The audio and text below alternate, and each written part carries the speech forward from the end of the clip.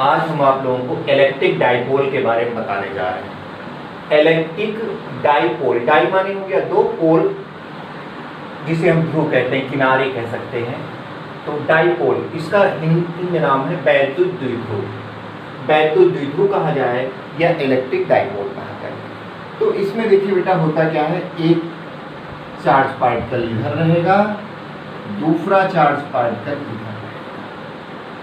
यहाँ पर charge particle minus Q रहेगा और यहाँ पर चार्ज पार्टिकल प्लस क्यू रहेगा। और ये दोनों चार्ज पार्टिकल एक दूसरे से वेरी स्मॉल डिस्टेंस पर होते हैं।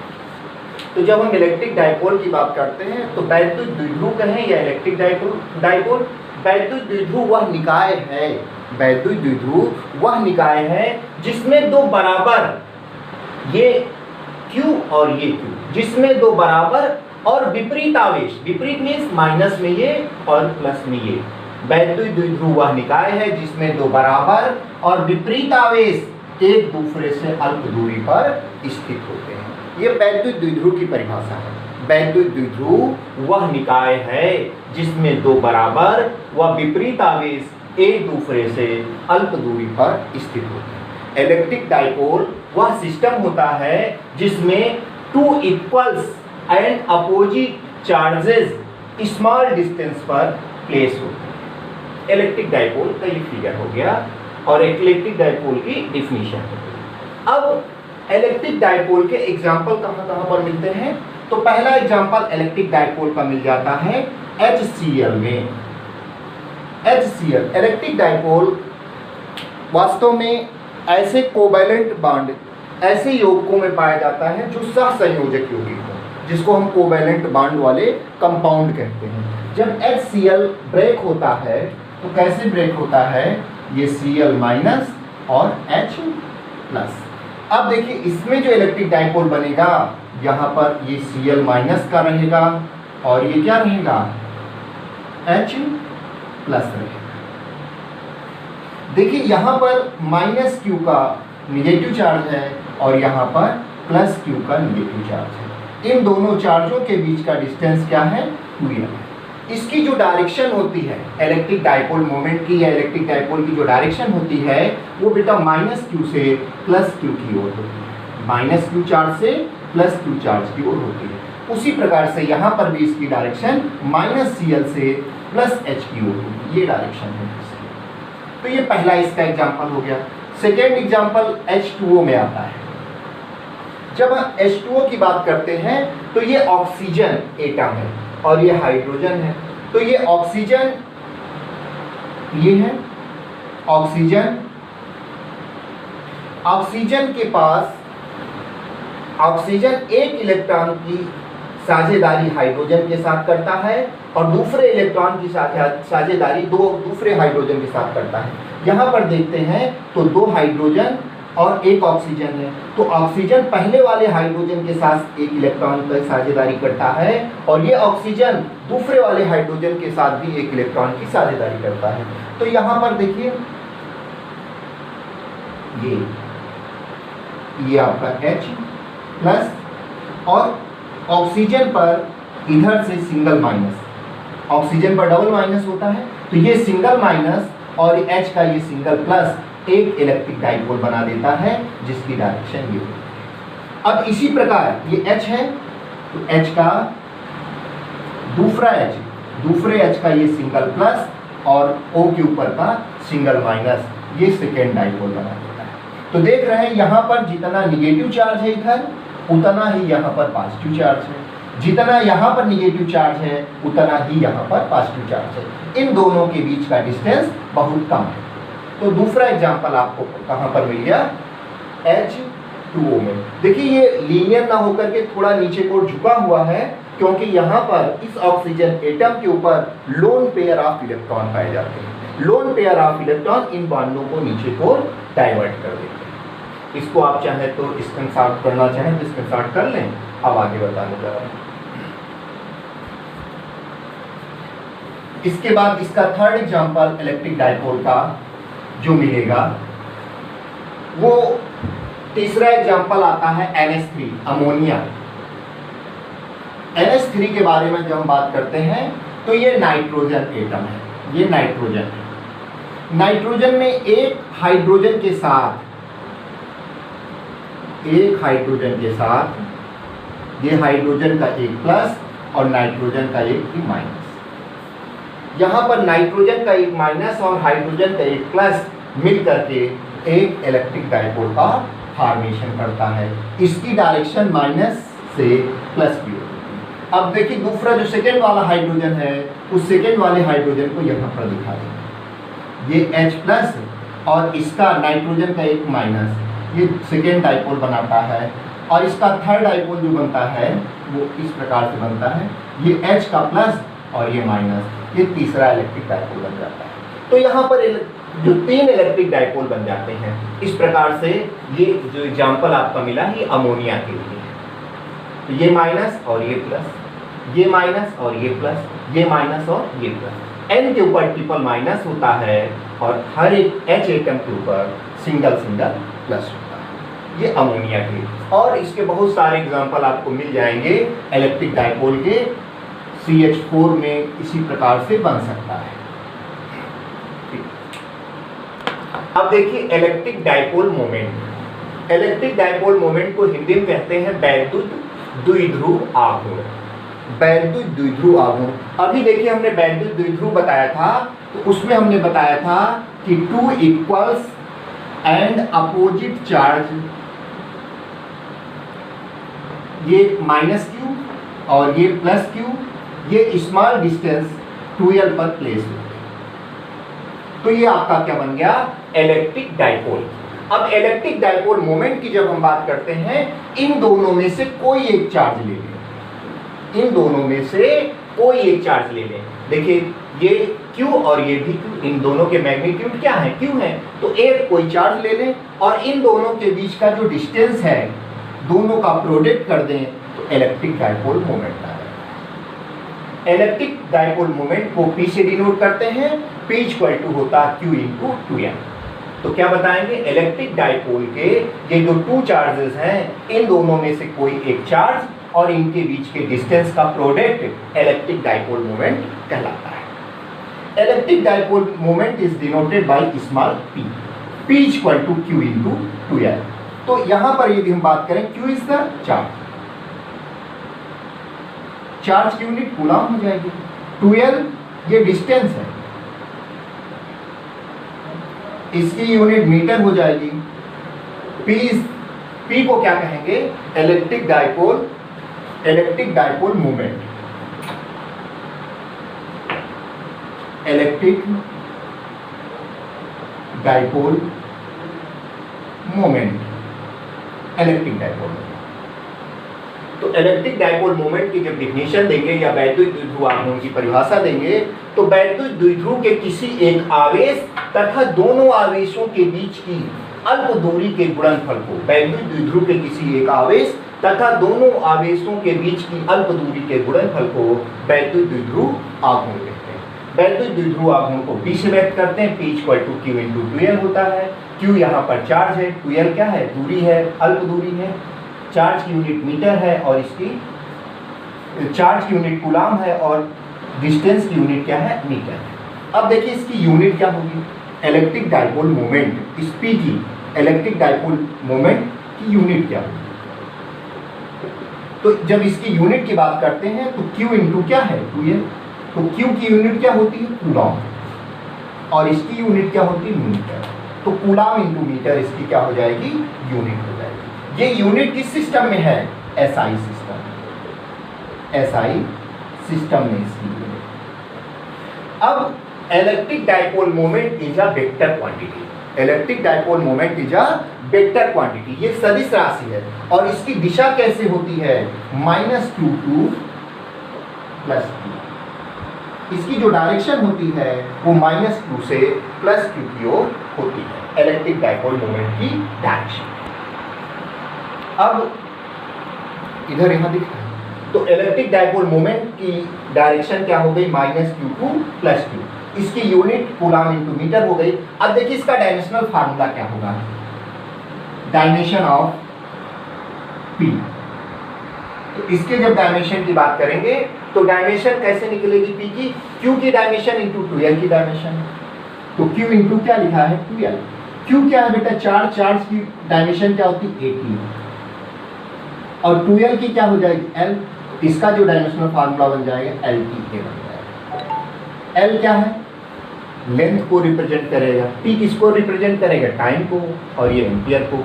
ये आपका LTA, ये इसका डायमेंशनल फार्मूला हो गया। यहाँ से यदि इसकी यूनिट बताएं हम तो इसकी यूनिट L है, लेंथ के लिए मीटर का यूज कर लेंगे, ये टाइम है सेकेंड का यूज कर लेंगे, और एम्पियर तो आपका हो जाएगा मीटर सेकेंड एम्पियर। इसकी ये यूनिट जो आई है वो MKSA सिस्टम में है।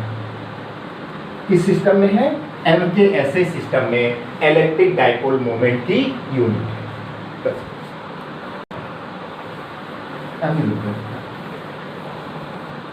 इलेक्ट्रिक डाइपोल और कहां पर बनता है, तो यदि हम एटम की बात करें, कोई भी एटम ले लें, चाहे हाइड्रोजन ले लें, हीलियम ले लें, लिथियम ले लें, बेरिलियम ले लें, बोरान ले लें, कार्बन ले लें, नाइट्रोजन ले लें, ऑक्सीजन ले लें, कोई भी एटम ले लें। यदि हम हाइड्रोजन एटम ले रहे हैं तो हाइड्रोजन एटम का न्यूक्लियस होता है, न्यूक्लियस में प्रोटॉन की वजह से सिंगल पॉजिटिव चार्ज होता है। हाइड्रोजन एटम यदि हम 1H1 की बात करते हैं तो इसके न्यूक्लियस में एक प्रोटॉन होता है और न्यूक्लियस के बाहर एक इलेक्ट्रॉन होता है। ये न्यूक्लियस है, न्यूक्लियस के बाहर एक इलेक्ट्रॉन होता है। इस इलेक्ट्रॉन पर नेगेटिव चार्ज होता है और इस प्रोटॉन पर कैसा चार्ज होता है पॉजिटिव चार्ज होता है। ये नेगेटिव चार्ज इलेक्ट्रॉन और पॉजिटिव चार्ज न्यूक्लियस, ये भी एक प्रकार से इलेक्ट्रिक डाइपोल का फॉर्मेशन करते हैं। और इसकी भी डायरेक्शन क्या होती है, ये होती है नेगेटिव से पॉजिटिव। तो इलेक्ट्रिक डाइपोल कहाँ पाया जाता है, हर एक एटम में भी इलेक्ट्रिक डाइपोल पाया जाता है, क्योंकि हमें मालूम है जितने भी एटम्स होते हैं वो विद्युत रूप से उदासीन होते हैं। जब उदासीन होने का आशय ये हुआ, इसके न्यूक्लियस पे जितना पॉजिटिव चार्ज होता है, न्यूक्लियस के बाहर इलेक्ट्रॉनों पर उतना ही क्या होता है नेगेटिव चार्ज होता है। तो न्यूक्लियस का पॉजिटिव चार्ज और न्यूक्लियस के बाहर का नेगेटिव चार्ज दोनों मिल करके एक दूसरे को क्या करते हैं न्यूट्रलाइज करते हैं। तो ये नेगेटिव चार्ज और ये पॉजिटिव चार्ज मिलके इलेक्ट्रिक डाइपोल का फॉर्मेशन होता है। हमने बताया इलेक्ट्रिक डाइपोल। अब intensity of electric field due to an electric dipole, कोई इलेक्ट्रिक डाइपोल है, उस इलेक्ट्रिक डाइपोल के कारण हम इंटेंसिटी ऑफ इलेक्ट्रिक फील्ड कैसे फाइंड करेंगे। वैद्युत द्विध्रुव के कारण किसी बिंदु पर वैद्युत क्षेत्र की तीव्रता कैसे निकालेंगे। तो वैद्युत द्विध्रुव के कारण किसी बिंदु पर वैद्युत क्षेत्र की तीव्रता दो कंडीशन में फाइंड की जाती है। First condition and on position, जिसको हम अच्छी स्थिति में कहते हैं। अच्छी स्थिति, एंड ऑन पोजीशन मींस अच्छी स्थिति में, अच्छी स्थिति में वैद्युत क्षेत्र की तीव्रता, और ब्रॉड साइड ऑन पोजीशन जिसे हम निरक्षीय स्थिति कहते हैं। निरक्षीय स्थिति, निरक्षीय स्थिति में वैद्युत क्षेत्र की तीव्रता। दो स्थितियों में वैद्युत क्षेत्र की तीव्रता फाइंड करते हैं, एंड ऑन पोजीशन में और ब्रॉड साइड ऑन पोजीशन या इक्वेटोरियल पोजीशन जिसे निरक्षीय स्थिति कहते हैं। अब इन दोनों स्थितियों में ये बहुत इंपॉर्टेंट प्रूफमेंट है, कई बार पूछा गया है यूपी बोर्ड में। अक्सर इन दो प्रूफमेंटों में से एक प्रूफमेंट आप लोगों को मिल जाता है। यही कंडीशन CBSE और ISC में भी रहती है। ये दो प्रूफमेंट बहुत इंपॉर्टेंट प्रूफमेंट है। तो हम पहला वाला प्रूफमेंट बताने जा रहे हैं, एंड ऑन पोजीशन, या जिसे कहते हैं अच्छी स्थिति में वैद्युत क्षेत्र की तीव्रता के लिए सूत्र का निगमन कैसे करेंगे, प्रूफमेंट कैसे करेंगे अच्छी स्थिति में, एंड ऑन पोजीशन। जब हम एंड ऑन पोजीशन की बात करते हैं तो इसमें एक इलेक्ट्रिक डाइपोल ले लेते हैं। एंड ऑन पोजीशन का प्रूफमेंट हम करने जा रहे हैं, तो इसमें एक इलेक्ट्रिक डाइपोल ले लेते हैं। देखिए ये आपका इलेक्ट्रिक डाइपोल है।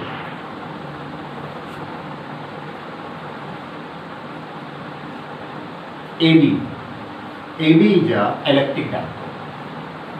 यहां पर चार्ज कितना होगा, माइनस क्यू होगा, यहां पर चार्ज कितना होगा, प्लस क्यू होगा। ठीक है, दोनों चार्जों के बीच का डिस्टेंस 2l होता है। इस पॉइंट को O कर दें तो ये डिस्टेंस क्या हो जाएगा बेटा, L, और ये डिस्टेंस भी क्या हो जाएगा, L। तो A और B के बीच का जो डिस्टेंस है वो देखिए L और L मिलके कितना हो गया, 2l हो गया। हमने बताया कि electric dipole 2 equal and opposite charge से मिलकर बना होता है। ये आपका माइनस क्यू, ये आपका प्लस क्यू, दोनों के बीच का डिस्टेंस क्या है, 2l है। अब इसके सेंटर पॉइंट O से स्मॉल r डिस्टेंस पर हम एक पॉइंट P ले लेते हैं। ये पॉइंट देखिए अच्छी स्थिति में है। अच्छी स्थिति का मतलब क्या हुआ, जिस अक्ष में ये इलेक्ट्रिक डायपोल रखा हुआ है उसी अक्ष में हम डिस्टेंस ले रहे हैं, इसी को बोलते हैं इन ऑन पोजीशन। जिस एक्सिस में इलेक्ट्रिक डायपोल है हम उसी एक्सिस में डिस्टेंस ले, और कहां से डिस्टेंस लेते हैं, सेंटर से। सेंटर O से डिस्टेंस लेते हैं यहाँ P। इस पॉइंट P पर intensity of electric field find करेंगे। तो इसमें क्या बताएंगे, माना एक वैद्युत द्विध्रुव AB है, माना एक वैद्युत द्विध्रुव AB है जो माइनस क्यू कूलम आवेश व प्लस क्यू कूलम आवेश से मिलकर बना है।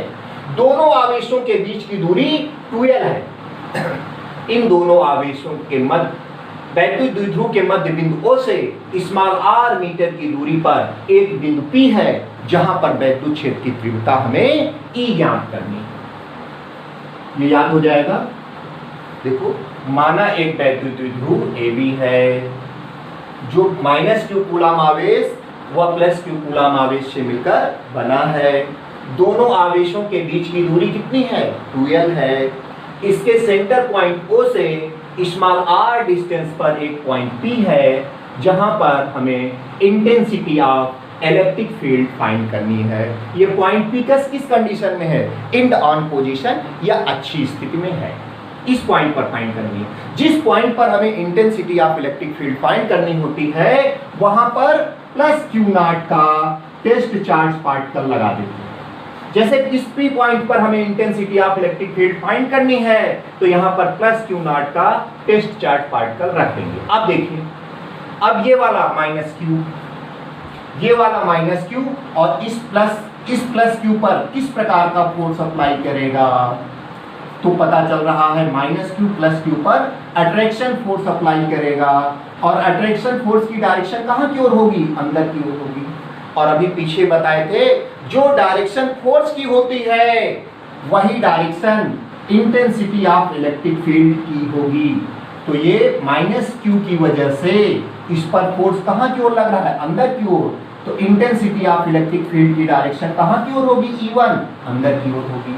अब देखिए ये प्लस क्यू और ये प्लस क्यू नॉट एक दूसरे को क्या करेंगे, रिपल करेंगे। तो फोर्स कहां की ओर लगेगा, बाहर की ओर लगेगा। तो इंटेंसिटी ऑफ इलेक्ट्रिक फील्ड की डायरेक्शन कहां की ओर होगी, बाहर की ओर होगी। तो यहां पर यह पता चल गया E1 की डायरेक्शन अंदर की ओर है, E2 की डायरेक्शन बाहर की ओर है। एक अंदर की ओर इंटेंसिटी ऑफ इलेक्ट्रिक फील्ड है, दूसरी इंटेंसिटी ऑफ इलेक्ट्रिक फील्ड कहां की ओर है, बाहर की ओर है। दोनों अपोजिट डायरेक्शन में हो गए। इसका मतलब क्या होगा, ये इनका जब हम net intensity of electric field find करेंगे तो एक में से दूसरा क्या होगा, घटेगा।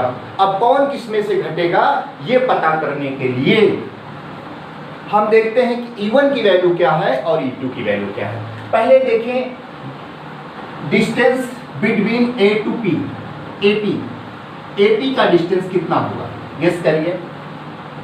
ये A है और ये पॉइंट P है। A और P के बीच का डिस्टेंस ध्यान से देखो, ये इतना चलोगे कितना होगा, L के बाद देखो ये रास्ता पकड़ो, ये आगे क्या है, R। तो AP का डिस्टेंस क्या होगा, R प्लस L लिख दें। इतना समझ में आ गया। अब ऐसे ही डिस्टेंस BP, बेटा देखिए B ये है और P ये है, इनका बीच का डिस्टेंस क्या होगा। अब BP देखिए यहां से यहां तक का डिस्टेंस R है, R में से कितना कट होगा, L। B और P के बीच का डिस्टेंस पता करना है तो क्या R लिख सकते हैं, R में से कुछ कम होगा, कितना कम होगा, L। तो ये आ जाएगा R माइनस L। तो हमें दो चीजें पता चल गई, AP की वैल्यू R प्लस L है और b से p की वैल्यू क्या है r माइनस एल। क्लियर हो गया। अब देखिए हमें ये आपका माइनस क्यू की वजह से क्या आया E1 आया है अंदर की ओर, ये प्लस क्यू की वजह से बाहर की ओर E2 आया है। तो E1 की वैल्यू फाइंड करें तो E1 इक्वल टू क्या होगा 1/4 पाई एप्सिलॉन 0 Q बाई, ये डिस्टेंस कितना है AP, तो यहाँ लिख देंगे AP का स्क्वायर। अभी पिछले टर्म में हमने बताया था कि यहाँ पर 1/4 pi epsilon 0 Q by R square होता है, तो ये AP क्या है R ही है, डिस्टेंस है। अब इसकी वैल्यू रख दीजिए तो क्या आ जाएगा 1/4 पाई epsilon not Q by AP की वैल्यू क्या है, तो पता चल रहा है कि R प्लस एल का होल स्क्वायर। ठीक, अब ऐसे ही बेटा E2 की वैल्यू फाइंड करें। E2 क्यों जनरेट हुआ, इस प्लस क्यू और ये प्लस क्यू नॉट की वजह से जनरेट हुआ, तो ये डिस्टेंस कितनी हो जाएगी dp हो जाएगी। तो फार्मूला क्या हो जाएगा 1/4 पाई epsilon not Q by dp square. तो 1/4 पाई एप्सिलॉन नॉट Q बाई, जब हम bp की बात करते हैं तो bp की वैल्यू क्या है r माइनस एल का होल स्क्वायर। अब ध्यान से देखिए Q1 और Q2 में से कौन बड़ा है ये पता करें। E1 और E2 में से कौन बड़ा है, E1 में और E2 में 1/4 पाई एप्सिलॉन नॉट, इसमें भी 1/4 पाई एप्सिलॉन नॉट, इसमें भी Q है, इसमें भी Q है। यहाँ नीचे R प्लस एल का होल स्क्वायर है और यहाँ नीचे क्या है R माइनस एल का होल स्क्वायर, यही अंतर है। तो देखिए जिसका डिनोमिनेटर बड़ा होता है वो वैल्यू कम होती है, वो वैल्यू क्या है कम, ये इंक्रीज करेगा और ये क्या होगा डिक्रीज करेगा। जब ये डिक्रीज करेगा तो E2 क्या होगा इंक्रीज करेगा। ऐसे केस में हम लिख सकते हैं E2 is greater than E1, E2 is greater than E1। क्यों E2 क्यों बड़ा होगा, जैसे आप ऐसे समझिए 1/3 लिख दीजिए और 1/2 लिख दीजिए, तो ये R प्लस एल का मतलब हुआ 1/3 और R माइनस एल का मतलब हुआ 1/2। तो देखते हैं कि 1/3 क्या होता है छोटा होता है और 1/2 क्या होता है बड़ा होता है। ठीक है, अब इन दोनों का resultant intensity of electric field find करें। एक की डायरेक्शन बाहर की ओर है, दूसरे की डायरेक्शन अंदर की ओर है, और हमको पता चल गया कि E2 is greater than E1, तो E की वैल्यू क्या होगी E इक्वल टू क्या आ जाएगा E2 माइनस E1, घट जाएगा, बड़े में से छोटा घट जाएगा। तो E इक्वल टू E2 की वैल्यू ये रही 1/4 पाई epsilon not Q by R minus L का होल स्क्वायर, माइनस E1 की वैल्यू क्या है 1/4 पाई epsilon not Q by R plus L का होल स्क्वायर। अब देखो इसमें कॉमन क्या मिल जाएगा, तो कॉमन Q और नीचे से 4 पाई एप्सिलॉन नॉट, ये कॉमन मिल जाएगा, तो कॉमन ले लेते हैं। Q by 4 pi epsilon naught common ले लिए, क्या बचा 1/R माइनस एल का होल स्क्वायर, क्या बचा 1/R माइनस एल का होल स्क्वायर, माइनस यहाँ क्या बचा 1/R प्लस एल का होल स्क्वायर। अब देखो बेटा इन दोनों में एलसीएम ले लेंगे ये R माइनस एल का होल स्क्वायर और ये R प्लस एल का होल स्क्वायर, एलसीएम आ जाएगा। तो E इक्वल टू क्या आ जाएगा Q by 4 pi epsilon not, ये देखिए एलसीएम क्या आ जाएगा R माइनस एल का होल स्क्वायर और R प्लस एल का होल स्क्वायर। जब एलसीएम ले लिए तो ये चीज यहां आ जाएगी R प्लस एल का होल स्क्वायर माइनस ये इधर पहुंच जाएगा R माइनस एल का होल स्क्वायर। देखो बेटा ये R माइनस एल है और ये क्या है R प्लस एल है, वही चीज एक बार माइनस में है वही चीज एक बार प्लस में, तो क्या हो जाएगा R square minus L square का होल स्क्वायर। यहाँ नीचे लिखे दिख रहा है नीचे, इधर ठीक है, इधर लिखो। तो A इक्वल टू, अब ये common Q by 4 pi epsilon naught common है। अब A प्लस बी के होल स्क्वायर से इसको ओपन कर देंगे, तो क्या हो जाएगा R square plus L square plus 2RL, bracket बंद कर देंगे। अब इसे a माइनस बी के होल स्क्वायर से ओपन कर देंगे, R square plus L square minus 2RL, ये आपका नीचे क्या हो जाएगा, तो पता चल रहा है कि R square minus L square का होल स्क्वायर, ये बड़ा ब्रैकेट लगा, equal to Q by 4 pi epsilon naught. अब ब्रैकेट को ओपन करें तो माइनस का चिन्ह लगा है, तो अंदर के सारे चिन्ह चेंज हो जाएंगे, R square plus L square plus 2RL minus R square minus L square plus 2RL। अब नीचे लिखा है R square minus L square का होल स्क्वायर, तो इस आर स्क्वायर से आर स्क्वायर कट जाएगा, इस एल स्क्वायर से एल स्क्वायर कट जाएगा। अब देखिए 2RL और 2RL मिलके क्या हो जाएगा 4RL। तो intensity of electric field equal to Q by 4 pi epsilon naught. अब ये 2RL मिलके कितना आ जाएगा 4RL। ये बेटा 2RL है और ये 2RL है, इसको 4RL लिखेंगे। नीचे क्या आ जाएगा R square minus L square का होल स्क्वायर। थोड़ा सा और देख लो, इस 4RL को क्या लिख सकते हैं, equal to Q by 4 pi epsilon naught. 4RL को हम 2L इंटू 2R लिख दें, कोई प्रॉब्लम है? ये 4RL को 2L इंटू 2R, नीचे क्या रहेगा R square minus L square का होल स्क्वायर। देखिए हमने बताया था Q into 2L, Q into 2L बराबर किसके होता है P के, Q इंटू 2L किसके इक्वल होता है P के। तो E इक्वल टू आ जाएगा इन दोनों का प्रोडक्ट, किसका किसका, इतने का, P हो जाएगा। इसको लिख देंगे 1/4 पाई एप्सिलॉन नॉट, 1 कहीं लिख सकते हैं, इन दोनों की जगह क्या रख देंगे P into 2R by R square minus L square का होल स्क्वायर। वास्तव में इतने से प्रूफमेंट कंप्लीट हो जाता है, लेकिन एक स्टेप और हम बढ़ा सकते हैं। देखिए ये A और B की जो हम बात कर रहे थे, A और B के बीच का जो डिस्टेंस था वो 2L था, और 2L बताए थे कि वेरी स्मॉल डिस्टेंस था। जब 2L वेरी स्मॉल डिस्टेंस था तो L और स्मॉल हो जाएगा। तो ये L बहुत स्मॉल क्वांटिटी है, L को ये L is very very less than R। L की वैल्यू क्या है, बहुत छोटी है इससे, R से। ऐसे केस में L is very very less than R, then L square tend किसको करेगा, L स्क्वायर टेंड किसको करने लगता है, 0 को। तो इसकी जगह जब L बहुत छोटा है तो इसकी जगह पर हम क्या रख देंगे 0। जैसे बेटा 0 रखेंगे R की पावर 2 और ये होल पावर लेगा, R की पावर कितना हो जाएगा 4, इक्वल टू आ जाएगा 1/4 पाई epsilon not P into 2R by, नीचे क्या आ जाएगा R की पावर 4। देखिए एक R ये और R की पावर 4 कैंसिल होगा, तो यहाँ कितनी पावर बचेगी 3, इक्वल टू आ जाएगा 1/4 पाई epsilon not 2P by R। ये एंड ऑन पोजीशन का प्रूफमेंट है, बहुत इंपॉर्टेंट प्रूफमेंट है, इसमें कहीं कोई डाउट हो तो पूछ लीजिएगा फिर हमसे।